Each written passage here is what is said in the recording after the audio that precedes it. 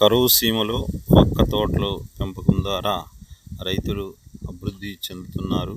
ఈ ఒక్క పంట ఒక్కసారి నాటితే 100 ఏళ్ల వరకు మనకి ఈ కాపు ఇస్తుందన్నమాట. దీని ద్వారా మంచి దిగుబడులు ఉంటాయి.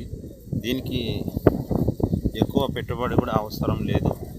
తర్వాత ఇంకో విషయం ఏంటంటే మధ్యలో అంతర పంటలు వేసుకొని కూడా మనం లాభాలు తీసుకోవచ్చు.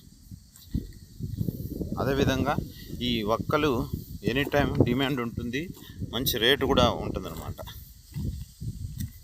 5 సంవత్సరాలకి కాపునిచ్చే కొత్త రకం ఇది.